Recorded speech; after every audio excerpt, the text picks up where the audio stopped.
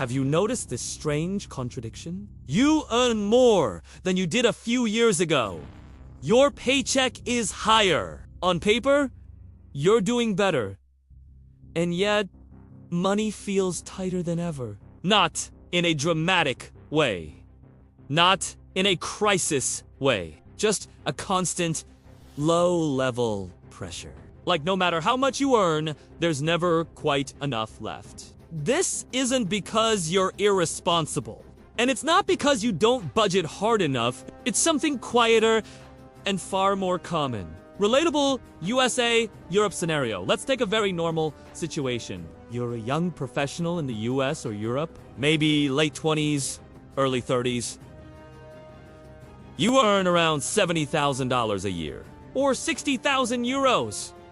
After taxes, that's roughly $4,200 a month hitting your account. Now, life begins subtracting. Rent or mortgage, $1,600. Car payment or transport costs, $450. Student loan or EMI, $300 utilities, phone, internet, $250 groceries, $450 insurance, subscriptions, small recurring costs, $250 before anything fun. You're already at about $3,300.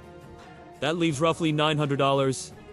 Out of that comes dining out. Clothes, occasional travel, gifts, social events, small upgrades that feel harmless. And suddenly, the month ends with very little left. You're not broke, but you don't feel ahead either. The hidden mistake!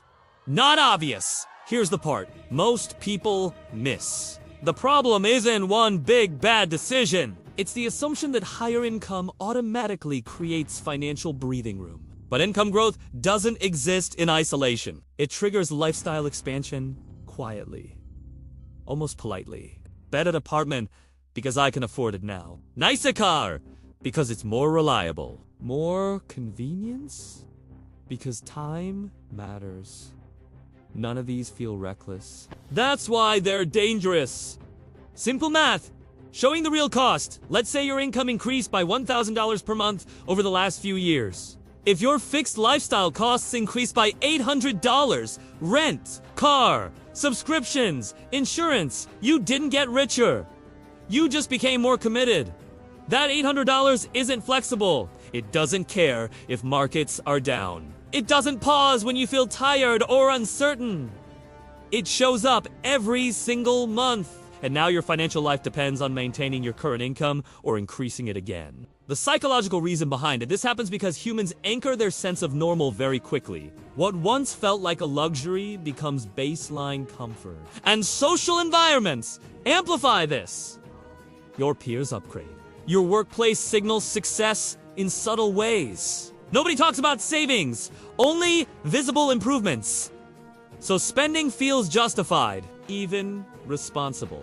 Meanwhile, saving feels like deprivation, even when it's logical. This isn't about discipline, it's about perception. Long-term impact if ignored, the long-term cost isn't just money. It's fragility. When most of your income is pre-committed, small disruptions feel big. A job change feels risky. Taking time off feels expensive. Opportunities get filtered through one question: can I afford the hit?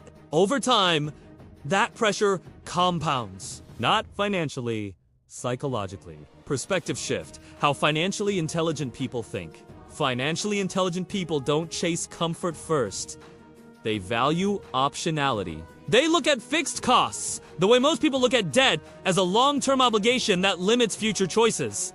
They don't ask, can I afford this now? They ask, what does this cost me every month? And what does it prevent later?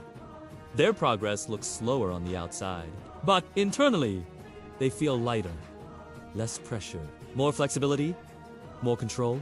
.com. Conclusion. If money feels tight despite earning more, it doesn't mean you're failing. It means your income grew faster than your awareness.